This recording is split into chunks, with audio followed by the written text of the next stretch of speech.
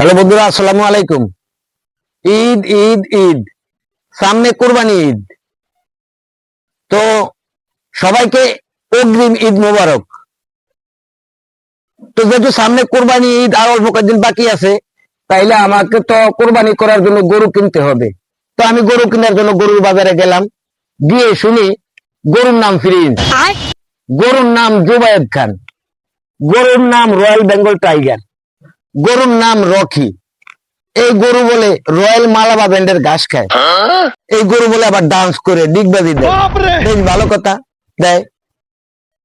এই গরুর দাম 20 লাখ, 30 লাখ, 50 লাখ, 1 কোটি, 1.5 কোটি পর্যন্ত আছে।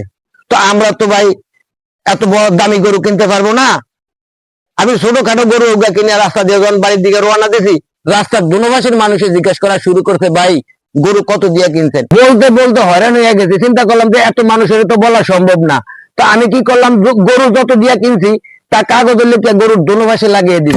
এখন মানুষের জিজ্ঞেস করা শুরু করছে, ভাই গাড়ি রেডি কিনছেন না একটু কমে পাইছেন, কোন তো কেমন লাগে। এখন আমি কি করলাম, বাজার থেকে দুজন লোক ঠিক করলাম। এই দুজনকে বললাম যে আমি গরু নিয়ে বাসায় যাবো, আপনারা আমার সাথে সাথে যাইবেন। রাস্তার দোনো ভাষের মানুষের যখন গরুর দাম জিজ্ঞেস করবে, তখন আপনারা বলে দিবেন গরুর দাম কত। সেই দুজন আমার বাসায় আমাকে জিজ্ঞাসা করে, ভাই ঘটনা কি, গরু আসলে কত দিয়ে কিনছেন। তো যাই হোক, আমরা যারা কোরবান দেই, যারা দেই না, সকলেই গরুর বাজারে যাওয়া এবং গরু দেখা, গরু কত দিয়ে কিনা, এই বিষয়ে জিজ্ঞাসা করা, এগুলা সবগুলাই আনন্দের বিষয়। এটা দোষের কিছু না।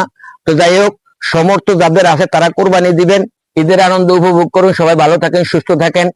আসসালামু আলাইকুম আ রহমতুল্লাহ। তবে আমার ঈদের সালামিটা কিন্তু দিবেন।